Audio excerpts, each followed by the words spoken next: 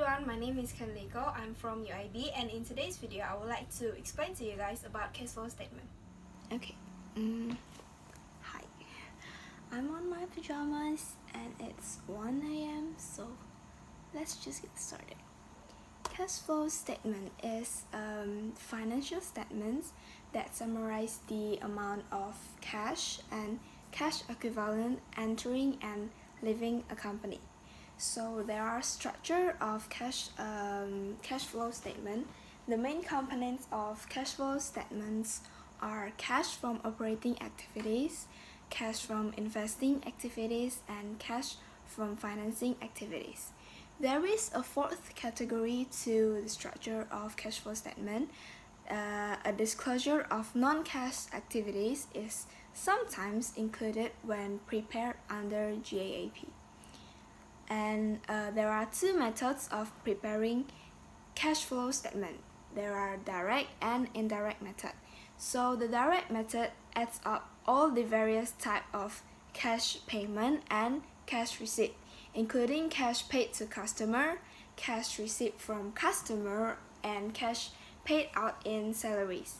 These figures are calculated by using the beginning and end balance of a variety of business accounts and examining the net decrease or increase in the account. However, with the indirect method, cash flow from operating activities is calculated by first taking the net income off of a company's income statement. Because a company income statement is prepared on an accrual basis, revenue is only recognized when it is earned and not when it is received. Net income is not an accurate representation of net cash flow from operating activities, so it becomes necessary to adjust earning before interest and taxes for items that affects net income, even though no actual cash has yet been received or paid against them. The indirect method also makes adjustments to add back non-operating activities that do not affect a company's operating cash flow. Operating activities on cash flow statement includes any source and use of cash from business activities. In other words, it reflects how much cash is generated from a company's product or services. And the next is the investing activities. Investing activities include any source and uses of cash from a company investment, a purchase of or sale of an asset, loan made by vendors, or receiving from customer, or any payment related to a merger or acquisition are included in this category. In short, changes in equipment, assets, or investment relate to cash from investing. The third is financing activities. Cash from financing activities include the source of cash from investors or banks, as well as the uses of cash paid to shareholders, payment of dividends, payments for stock repurchase, and the repayment of debt principals or loans are included in this category. So now I will give you 3 examples for the indirect method. The first is depreciation. Depreciation is not really a cash expense. It is an amount that is deducted from the total value of an asset that has previously been accounted for. That is why it is added back into the net sales for calculating cash flow. The only time income from an asset is accounted for in cash flow statement calculation is when the asset is sold. The second is changes in account receivable. On the balance sheet, from one accounting period to the next must also be reflected in cash flow.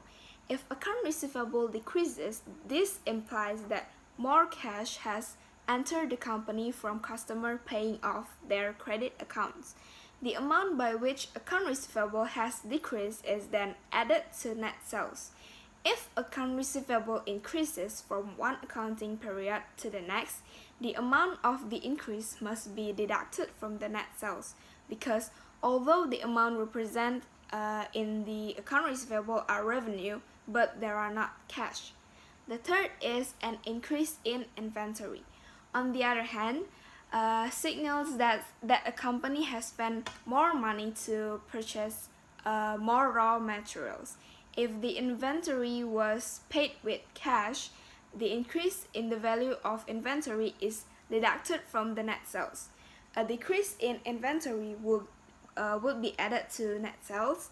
If inventory was purchased on credit, an increase in account payable would occur on the balance sheet, and the amount of increase from one year to the other would be added to net sales. Here is an example for the direct method of statement of cash flow.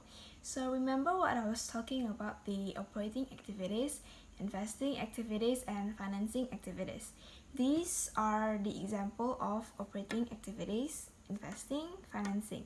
As you can see right here, it is cash received from customer, cash paid to merchandise, cash paid to employees for interest or for income taxes.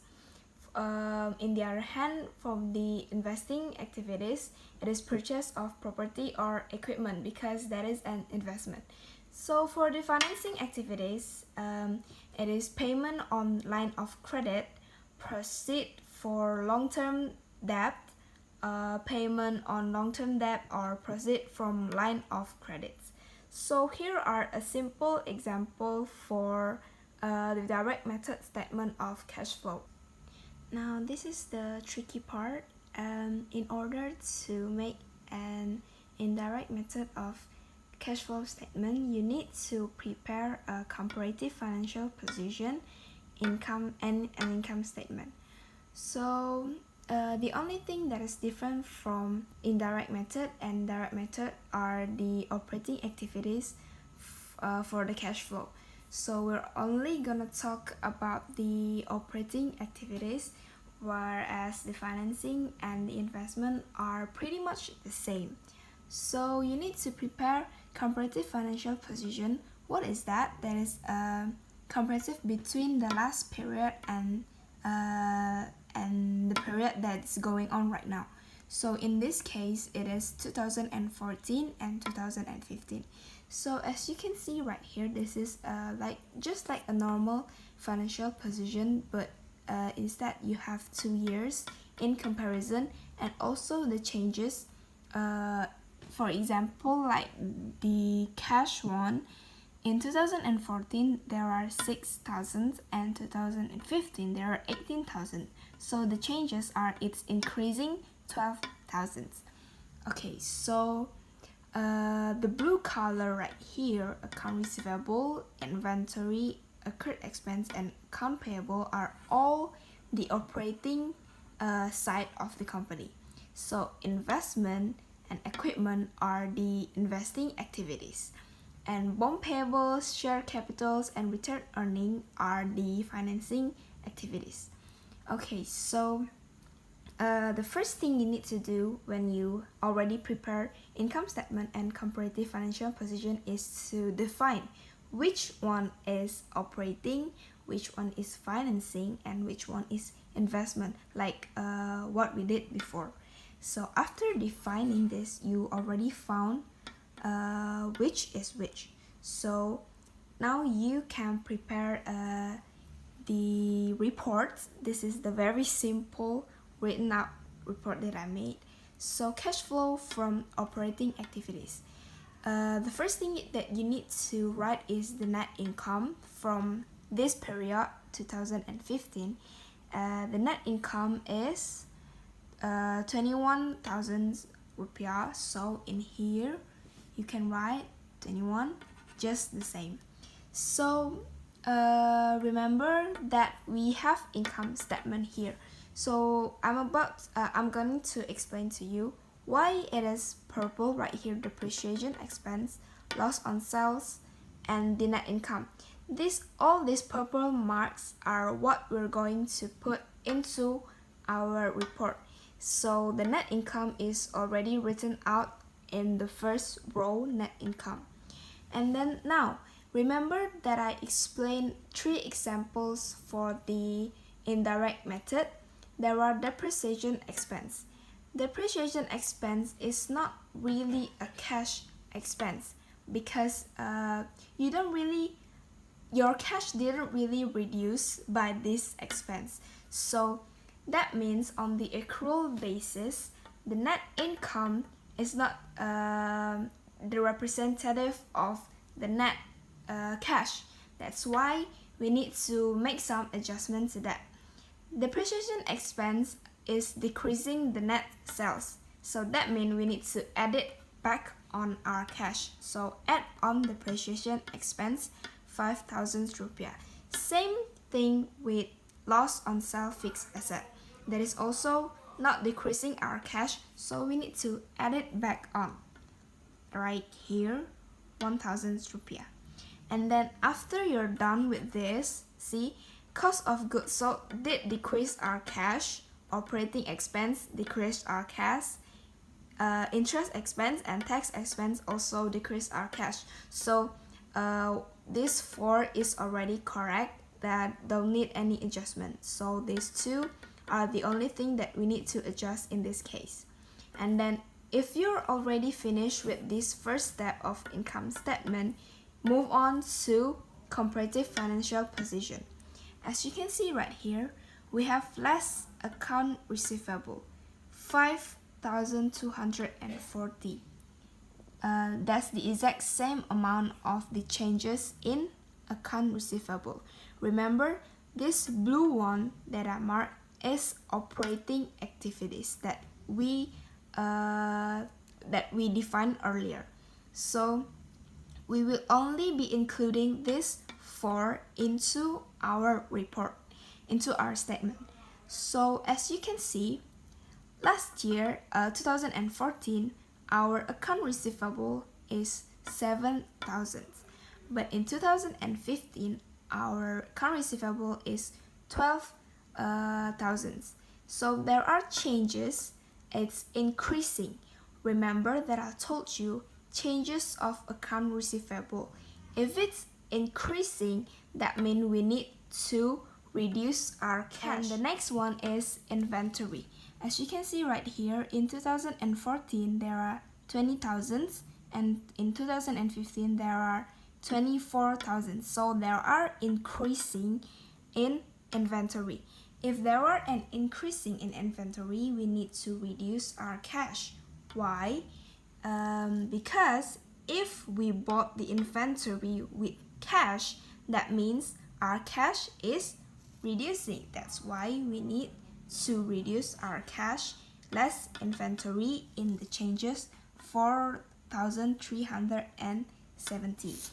And the next, that's the asset part done. But in liability, there are a little different.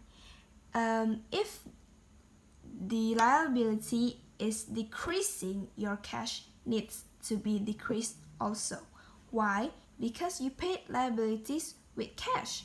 And if your liabilities is increasing, that means your cash is increased too. For example, accrued expense right here. As you can see, in 2014 there are 3,766. In 2015 there are 3,020. So that means it's reducing 700. In your cash report, you need to reduce the accrued expense the same amount as it is reduced in the changes in the financial position. The next is account payable.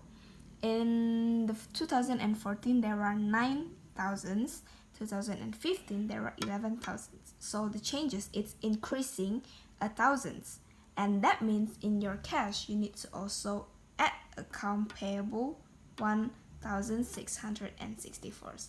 That way you can get an amount of net cash from operating activities, 18,940. This amount right here should be the same indirect or direct method.